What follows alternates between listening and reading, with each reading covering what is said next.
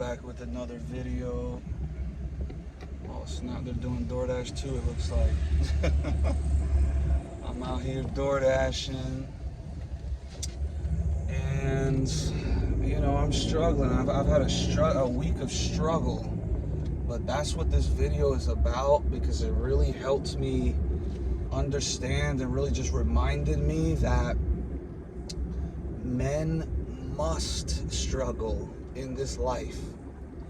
A life without struggle is boring. Like, seriously, it's a boring, unfulfilling life. And that was reminded, I was reminded of that both in the struggle and in the success, because I was living in Hawaii at a resort. I was living in a resort where other people travel all around the world, from the Middle East, from Asia, from America, from wherever, Australia.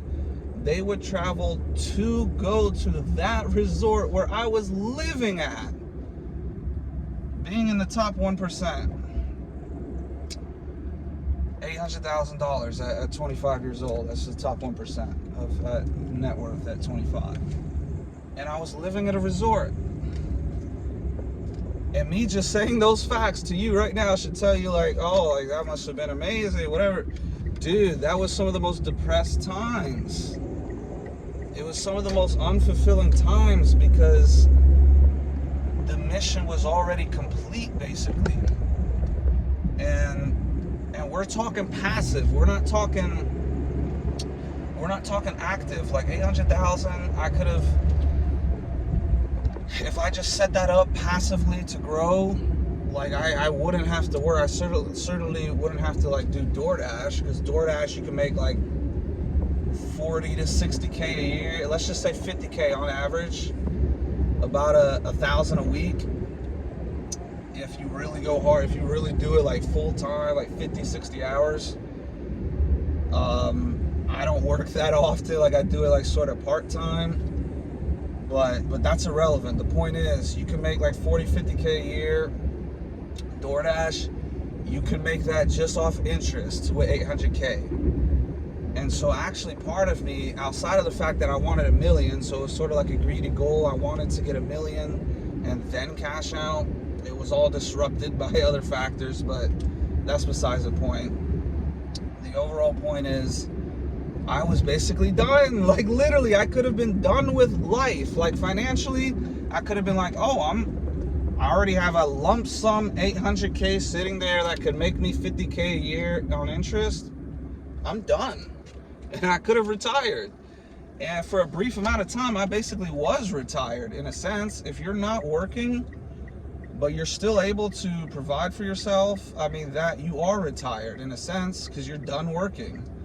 Now, obviously, if you lose it all and things go south, then you have to like come out of retirement and go back to work or whatever. But essentially, temporarily, I was retired, now that I think about it, because I was just sitting on a beach in Hawaii with $800,000 in my investing account.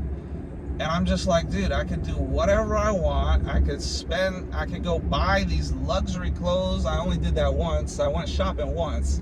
Out of all that money I had, I only went shopping once. And it was actually because of this Muslim whore. So she ended up being a lying whore, like all of them. No surprise there.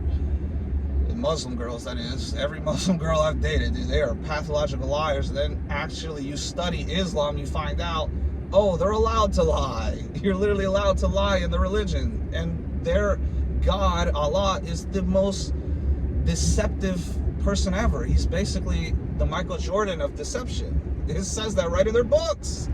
And I'm just like, oh, maybe I can trust this Muslim girl. Of course not. I'm never dating a Muslim girl again. But the point is, she actually helped me, because the whole reason this gold-digging whore caused me to cash out was because we were going to Miami. So she actually helped me, because in crypto they have this stupid holding strategy. It's, oh, hodl, just hodl. It's like, yo, you hodl through the bear market up until you're in big profits. Once you're in big profits, do not continue to hodl. You're gonna lose it all, you retard. That's what happened to me. I was like, oh, 800,000. Yay. Crypto, let me just hodl it though. I hodled it to freaking zero, dude. So that's the dumbest strategy ever, but I was super new at all this. You know what I mean? That's how I know I'm just amazing in a non-arrogant way. It's just factual. Is because, dude, I almost became a millionaire at 25 years old with like totally on my own, no college degree, nothing. Like, dude, I'm really like that. But anyways, let me not talk up myself. Sometimes you gotta big up yourself. Go on, big up yourself. Bomba clock. But no, as I was saying, the reason it doesn't matter that much, and the reason why, or actually, let me get back to the story. I'm jumping all over the place. That girl that caused me to cash out, it was because I was like, oh, we're going to Miami together. One, I got to get the flight. Two, I got to get the Airbnb. That she was talking about, oh, let's do this, what's it called? Crowd surfing, where you sleep with 10 other strangers in the middle of Miami. I'm like, heck no. Just, I'm getting an Airbnb. We're staying there. You know what I mean? That is one cool thing about money is, man, it can provide comfort. It can provide things that, ease of access to things. Like, dude, she's sitting here, she's broke. She's talking about, oh, let's go sleep with 10 other people. It's for free. They're complete strangers. I forgot what it's called.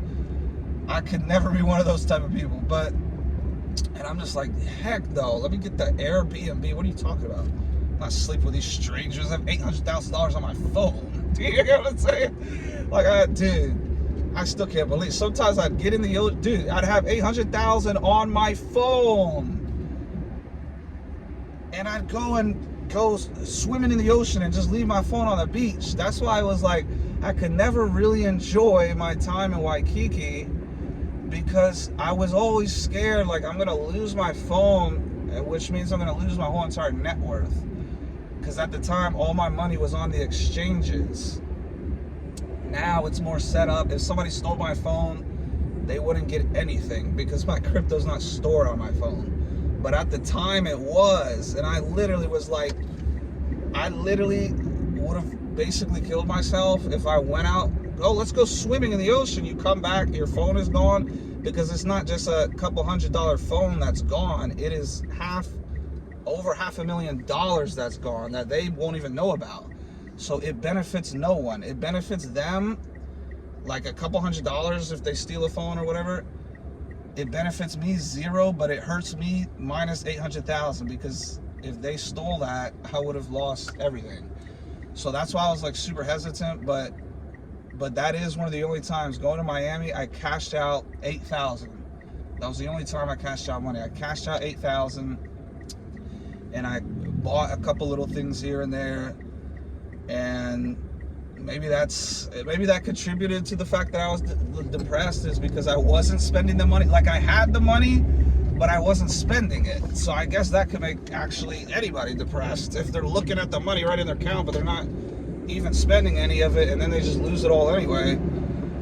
So that 10,000 that I cashed out because of that Muslim girl to go to Miami with her, that was one of the only times I cashed out, and that it did feel good to just have that money. But the point is, that was like, even after spending it, like, I bought these clothes, right? Like, I'm thinking in my head, like, dude, I just got to get fresh. Like, I'm never fresh. I've never been one to like care about clothes and shoes and appearance. And all my friends and people that are like have all these Jordans and they're sneaker heads or whatever they're called. I'm just like in flip flops. You know what I mean? I'm just like, I don't care about any of that. But mainly because I was always broke. All these broke people that overly obsessed about their appearance, they're still broke. They never got rich. I'm broke only because I've already been rich. I got rich and realized it was not all it's worked up to be, and then now I'm broke again. Obviously, it wasn't on purpose. It was like accidental. It was unintentional. But it actually helped me realize how much more fulfilling it is, dude. Like, it sounds crazy, but if you've never made it out of the bottom, you really can't even speak on this. I've made it out of the bottom. I've been both broke and rich, and now I'm broke again. So I feel like I have the most credibility out of anyone to talk about. Like, I'm not trying to get political. This has nothing to do with politics or nothing, but take Donald Trump, for example. He was born a millionaire. So am I taking his advice on, like, coming out the gutter? You know what I mean? Like, oh, who will I listen to for motivation to go from broke to rich? Donald Trump. He started off with $1 million. He said, my dad gave me a small loan of $1 million. And you're sitting here listening to him for financial advice. That being said, Trump 2024, because we gotta get this dinosaur and this Indian whore pretending to be black out of office. You know? We need Trump in there. Don't get it twisted. I'm just saying, like, I'm not gonna go to him for like advice or like relatability from being broke. Just relatability in terms of money and finances.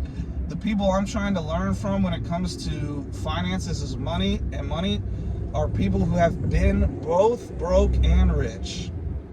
I don't want to hear about just some random broke guy that's never had any success ever, but I also don't want to hear from somebody who was born rich. You got to have both for ultimate credibility. What is this guy? Dude, I can't stand driving, bro. That is one con of this whole journey, is like my income and, you know, hustling happens to be driving, and it's so annoying dealing with all these people who can't drive.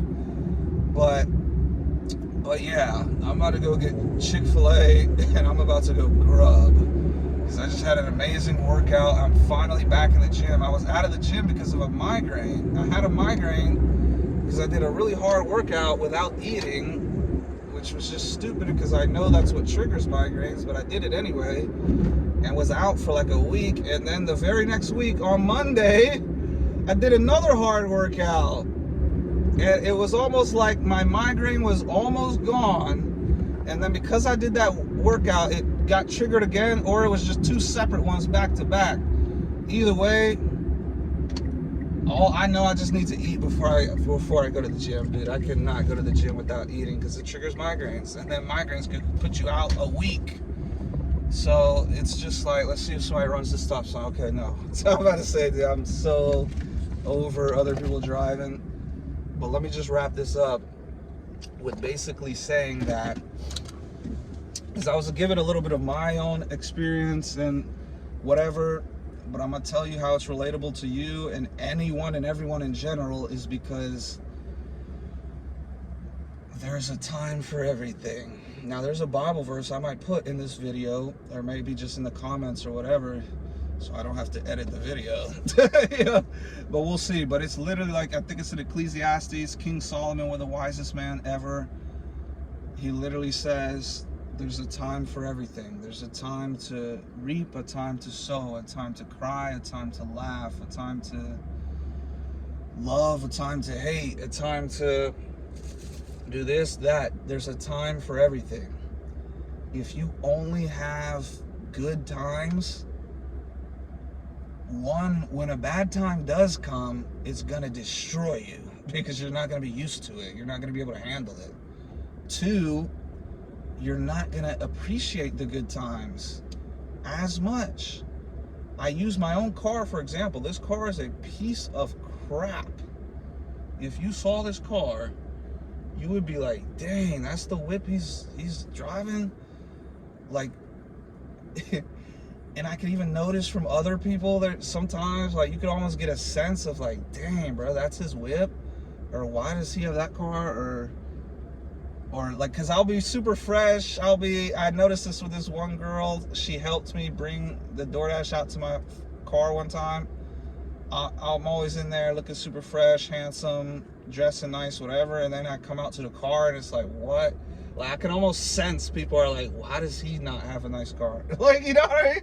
Which is sort of weird because it's like, why are you judging people's vehicles? But at the same time, it's like, dang, never mind. Oh, I saw 3 girls over there. Trying not to get distracted again. Like, this whole last week I wasted getting distracted. But I take this car, for example, and I'm just like, it is not a good car. It's not fast. I mean, this car is literally, I'm not capping. I tested it out myself. It's 0 to 60 in 13 seconds. Dude! That is so slow. But what all these haters don't realize, or these naysayers or whatever, doubters, or just people who are like, dang, he's broke at 28 years old, he's driving that, he's living with his mom, blah, blah, blah, all this type of stuff. One, they don't understand what's coming. I do, they don't. So don't ever let other people tell you about your life. I let other people try and tell me what to do, and I had no success. The moment I said, screw all these friends, I'm going all in with what I know is going to work, it all worked out. It literally, in fact, the actual only reason I lost all the money is because I didn't reach my $1 million target. And the only reason I didn't reach my $1 million target is because I invested in other people. I invested in my dad's cousin. If I never invested in that criminal, I would have already been a millionaire. None of this would have been happening. But guess what? The lessons you learn wouldn't have happened either. So the lessons I've learned, the most significant ones, is that one, the love of money is the root of all evil. Do not like sacrifice your whole life just to chase money, because then you're gonna realize it's not all it's cut up to be anyway. If you have $1 million in a bank and you don't have a family to share it with, what is the point? You're gonna go and waste it on strippers, on whores? Come on, bro. Just, that's not fulfilling. Dude, Dan Bilzerian himself has started to basically be like, this whole like lifestyle, he is the epitome of like that materialistic lifestyle. Even he himself is saying that gets old after a while. Like, I got private jets, I got all these cars. It's like, there's really nothing more to do. What he needs is Jesus. That's what all these Andrew Tate type of people, oh, I got rich, I got all this money, all these girls, whatever.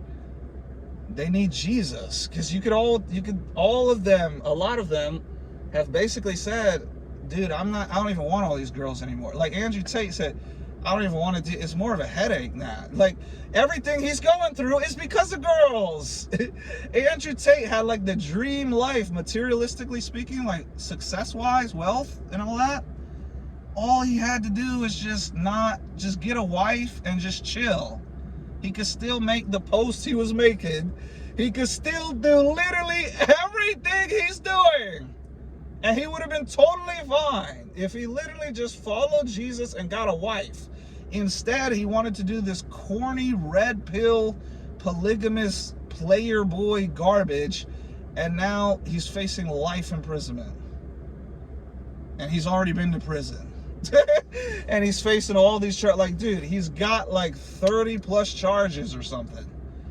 And they're saying like, oh, there's no evidence, there's no victim. I have supernatural discernment. I have like amazing discernment. Andrew Tate's one of the few guys I cannot discern like if he's guilty or not. I really don't know. Like, if he is guilty, screw him, who cares, whatever. Another predator off the streets or whatever. But if he's innocent, oh, yo, that is a huge injustice, dude. It's one of those things where it's like, if he is guilty, then it's like, who cares? Screw him. Why would you still support him if he's found guilty? But if he's truly innocent and they're doing all, seizing all his cars, taking all his stuff, doing all this, sending him in prison with cockroaches every night, dude, that's actually one of my worst fears, is being falsely imprisoned when you're innocent. So we'll have to see what happens with that. But yeah, I'm just going off on all these different things, but I'm trying to relate it to real world things in the sense that even these rich, famous people, dude, they'll tell you, you'll find videos of them being like, dude, I've already, like, money is basically worthless to me. That's why a lot of these dudes, these pedophiles, they turn gay. They turn into pedophiles. A lot of these super successful, rich billionaires, you might wonder, say, this rich billionaire, you're rich, super wealthy, a billionaire. What on earth are you getting caught, like, raping children for? Boys, nonetheless. What is this? It's because the money does not truly fulfill you. They get all this money, and then it's that's not it. You can't just get all this money and then expect everything else to fall in line. Like, oh, life is good, I'm set. No, your life is over now. Because the whole point of life is the journey of life. Like, I was trying to fast forward the whole entire journey. In reality, I was just fast forwarding my whole entire life. Like, there was literally times I was just sitting there, 800,000, 25 years old. I said, man, if this doubles, that's 1.6 million. And I won't physically, tangibly have to do anything for that to happen. So, dude, that's passive income. Like, making a bunch of your wealth passively can actually be very depressing. And that's what this video is about. And the fact that just don't rely on success to, like, be your end all be all and your goal in life, because it is not fulfilling. When you're in the struggle, it's just, dude, it's a challenge. It's so much more fulfilling. And I'm thinking, like, because I was thinking back to myself, reflecting, like, dude, how do I have this weed addiction? How do I have such a strong sex addiction that I've managed to kill with semen retention, but somehow it comes creeping back? Like, it came creeping back last week. I was on all the apps, like, horny as crap, literally. But then I also realized that had a little bit to do with loneliness, but that's a whole separate video of how it's not good for men to just be alone. It's actually incredibly unhealthy. Loneliness is pretty unhealthy. There's another good-looking girl. What is this place? Is this a gym or something, dude? There's all these girls walking out of this. I gotta join that gym, you know what I mean? But, see what I mean? It just distracted me again, dude. But I forgot what I was talking about, but basically I gotta wrap this up before the line at Chick-fil-A starts getting bigger. But my point is it's to embrace the struggle, dude. Because a man without struggle is a hedonistic faggot. I'll just go ahead and say it. They don't even let you say that on Twitter anymore. I used to say that word at 10 years old, playing Call of Duty all the time, fighting other 8-year-olds and 10-year-olds. You faggot. Why are you camping, you faggot? And now we're not even allowed to say it as a 28-year-old adult, dude. Oh, dude. It's not even like I want to go around saying that. I'm just like, dude, I was saying that as a 10-year-old, and you have the audacity to censor me in a supposedly free speech country and tell me I can't say that as a 28-year-old? It violates some type of guideline. Like, dude, isn't Twitter supposed to be the free speech platform? I call this dick riding, just putting LLL on every tweet I post. I'm just like, dude, what are you dick riding for? And then he responded, oh, you're mad, you're pressed. And I said, well, you're just an annoying faggot. It's something like that. I said, and you're an annoying retarded faggot. And dude, they censored the whole tweet. I had to screenshot the tweet and then reply. I'm just like, dude, I forgot why I even brought that up, dude. I'm all over the place. But the point is, I forgot, like, damn it. I forgot. Just screw all this, dude. I'm not in the mood, dude. I'm too hungry for this. But yeah, the point is, embrace the struggle. Because if you don't embrace the struggle, like I said, when bad times come, it's gonna be like the worst thing ever. You're gonna freak out. You're gonna be all angry, frustrated, upset, depressed, feeling down, not able to handle it. But if you embrace it, dude, and I need to start doing this myself, is just having that ultimate positivity. I don't know why I went away from that, but I got to get back on that ultimate positivity where I'm just, not only am I interacting with everybody positively, but myself, my own thoughts and everything is just super positive. Because that's really, like, that's the way to live life. If something bad happens, instead of you whining and pouting, whatever, you just have a smile on your face. And the Bible also says, count it all joy when you go through hard times. I don't know the exact wording, but yeah, so it's like, you should embrace the struggle. Like, it literally, there's multiple different verses that you can find where the Bible, God himself, the word of God, is literally saying, just enjoy the struggle. Like, embrace it, enjoy it, whatever. Because, dude, I'm thinking back. I'm like, I'm struggling. If I'm going through certain things where I'm struggling, I'm just thinking back. For the longest time, like recently, like past couple months, 2 or 3 years or whatever, ever since I lost almost $1 million, I've had this negative mindset of like, oh my God, no, I don't want to go to work. I already made all this money. I shouldn't have to go to work. I already blah, blah, blah, blah, blah, blah. I don't want to struggle, blah, blah, blah. Dude, instead, just have the mindset of, oh, heck yeah, let's go. Let's get it. I accept the challenge. Have the mindset of, I accept the challenge, instead of the mindset of, I don't want to do the challenge, or I'm scared of the challenge, or I wish I didn't have to do this challenge, or if only this challenge was it. Forget about all that whining, pouting bullcrap. If you have nothing but money and nothing but everything that you desire, I'm telling you, you're actually going to be depressed. If I had the perfect wife already, and millions of dollars, and the perfect house, the perfect car, everything, dude, I'd lose all my desire to even keep going, because I'm not one of these uncontent people. Like, I'm already content. So if I get rich and I have all these like physical wealth desires obtained, oh, I'll super be content. I'm not one of these people that's like, oh, well, I got a Corvette, now I need a Lamborghini to upgrade. Or no, I'm not.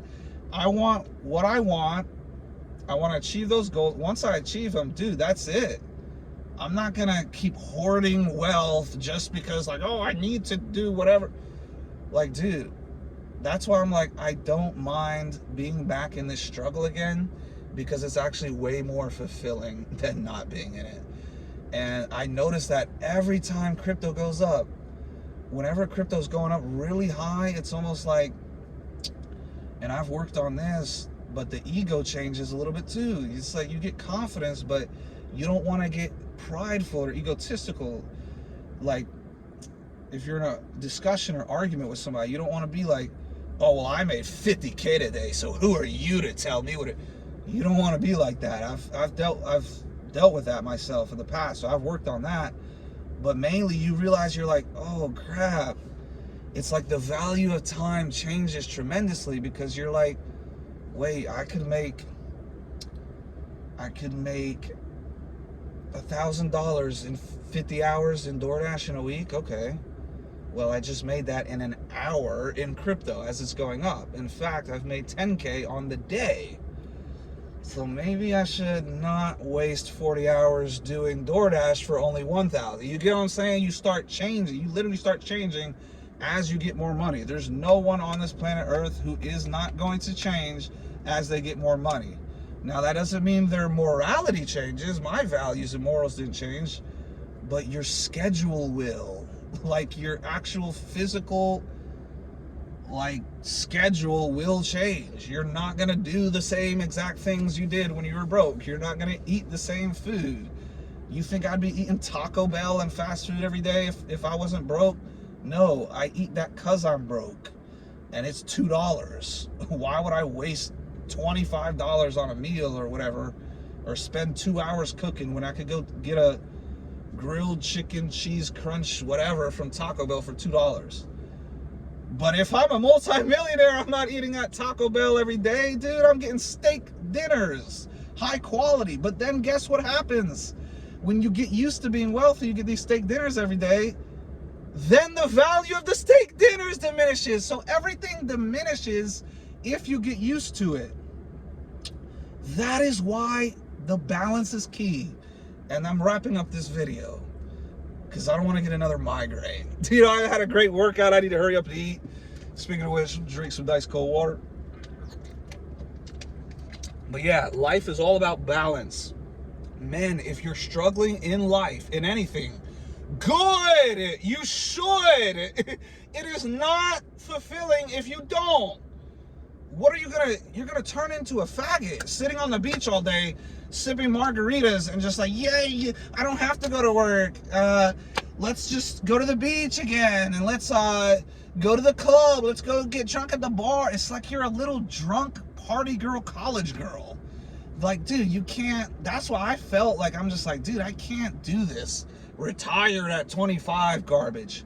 Men need to be working. If they're not working, they need to be working out. If they're not working out, they need to be studying, reading, learning, improving, helping others. That's really our main goal, particularly me as a Christian. That's really your main goal. These other things are just side goals. The main goal is to spread the gospel. That's really what you should be doing. That's really what I should be doing. Spread the gospel first to as many people as possible, but obviously you have to learn the gospel. Before you teach, you must first learn. So that's the process I'm in. I'm not going to be one of these arrogant people who's like, oh, I just started studying the Bible this year, let me go out and tell everybody else how they're supposed to.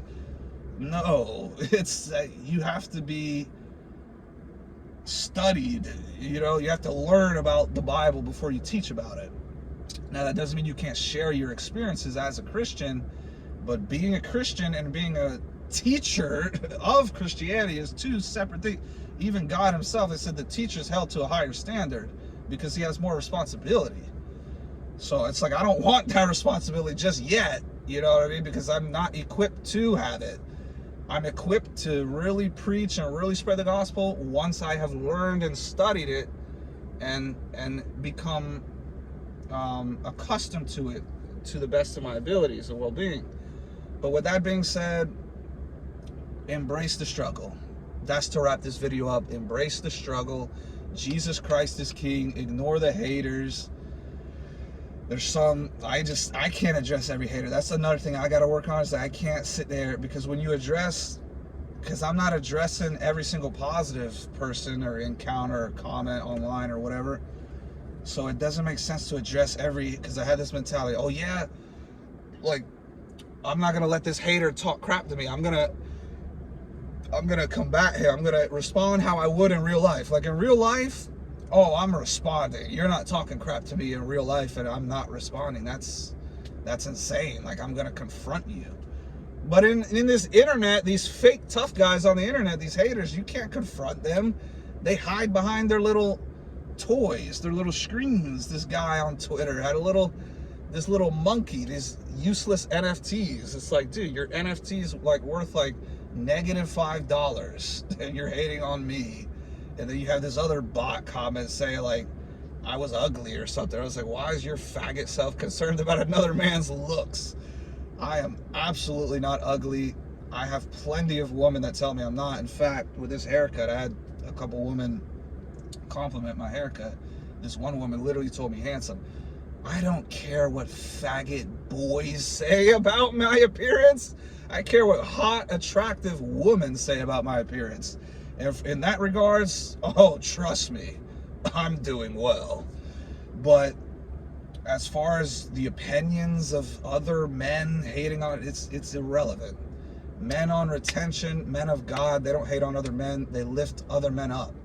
If you're not lifting other men up, you're bringing other men down in any other sense, you're a faggot.